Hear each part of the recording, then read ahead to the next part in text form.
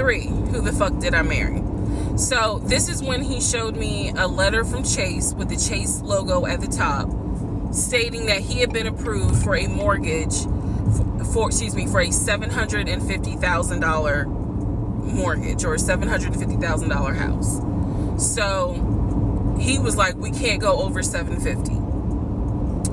And I said, I remember asking him, can you afford the mortgage on a $750,000 house? Because I know I can't.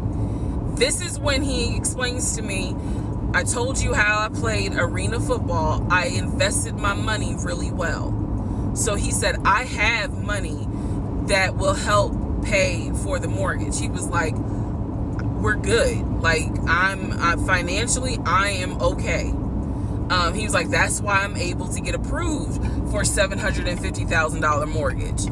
So he told me that his money was in different savings accounts.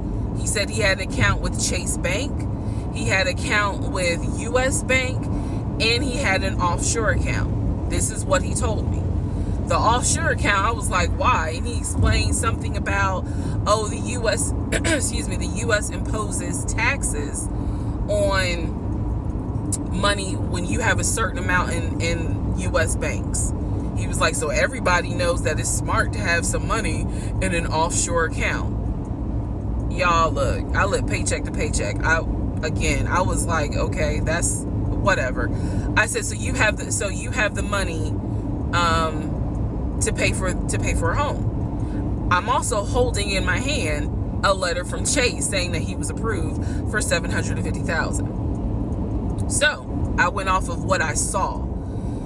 So we contacted a realtor. I won't say his name, but man, if he ever sees this TikTok, I owe this man such an apology. But we contacted a realtor who was based in Cobb County, because I was very adamant I wanted to move back to Marietta, Smyrna area in Cobb County, Georgia. He was fine with that. His whole attitude was, you're going to be my wife, happy life. So we met a realtor. I would find houses that I wanted to tour. Keep in mind that this was COVID. So at the time, we could not tour a home. It would have to be a virtual tour. So this particular realtor, we found a house in Douglasville, Georgia. Not Cobb County, but nevertheless, it's in Douglasville. I was fine with Douglasville. So we found a house in Douglasville, Georgia. The realtor did a FaceTime tour of the house. The house was a nice home. 5 bedrooms, 4 baths. So we did a FaceTime tour of the home, and the home was listed, I believe, roughly 400 and something thousand. I really liked the house. I could see myself living there. I could see us living there. Could see us with the kid there. This is now April, just for timeline purposes. This is April.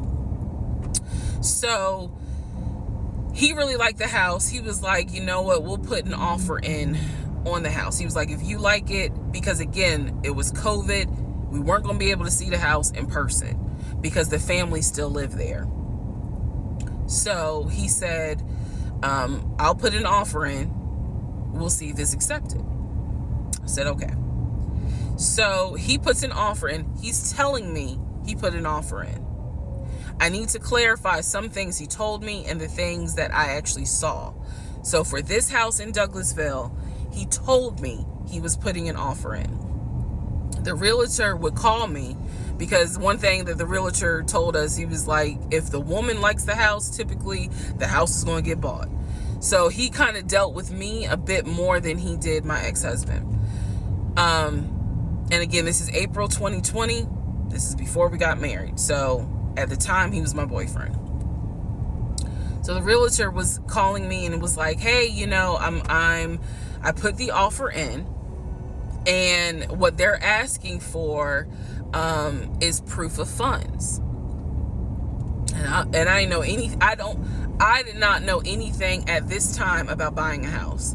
So I was like, hey, you probably need to talk to him, because I'm not even listed on the mortgage. Like, from the paperwork I saw, it was only in his name. So he called him. I guess they talked. I was not there, but I'm assuming that they had talked. So the boyfriend is coming, my ex is coming home saying, yeah, I talked to so-and-so. I sent him over the paperwork. The offer was approved, and they are going to try to do a virtual closing. First, we got to do an inspection. If the inspection goes all well, then we have to do a virtual closing. He also told me that he put down earnest money on the home. He put down, I believe, $5,000. He said, I just transferred the money over to the realtor's account or whatever, so that it could be earnest money for the house. So I'm just like, okay, great. He was like, so realistically, this is April. We should be able to get in that house by June. Okay, no problem. So this is what he told me. About 3 or 4 days later, I get a phone call from the realtor, and the realtor is like, hey, I'm just checking to see what you guys want to do about that house. So I was confused. I'm at work, and I said, oh, I was told that he put an offer in. And the realtor was like, he did? I didn't know that he put an offer in. And I said, well, why wouldn't you know? Like, he told me he put the offer in, and he had paid earnest money, $5,000 earnest money. And so the realtor was like, well, let me call him and find out what's going on with that, because I didn't know anything about it. So red flag, of course. So I call him, and he in true narcissistic nature, he flips the script, and he like goes off.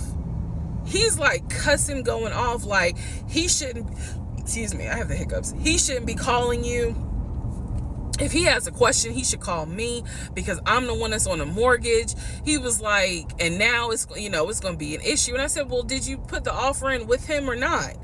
And he said, no, I did not put the offer in with him. I put the offer in with a friend of mine who is a realtor, so I can give him the business. So I did not hear from that realtor again.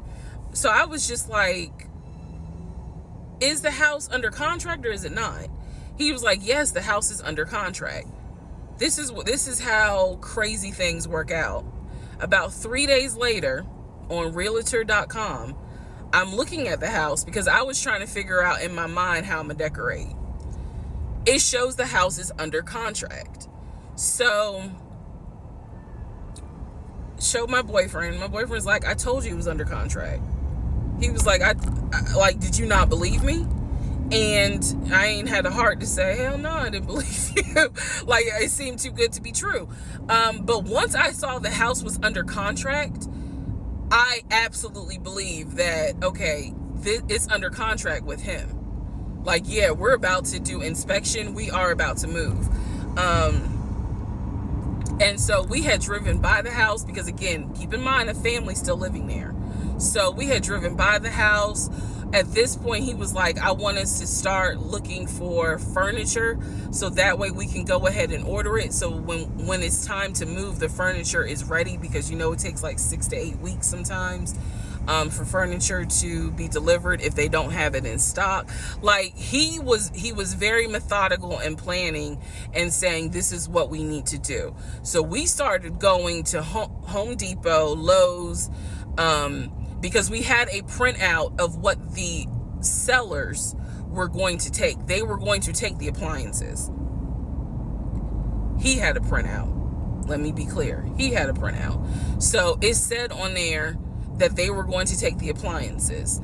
So we needed to get a new stove, new refrigerator, new microwave, all that stuff. So we went to Home Depot and Lowe's, and I went ham. I chose all these new appliances. And here's where we get into the shopping.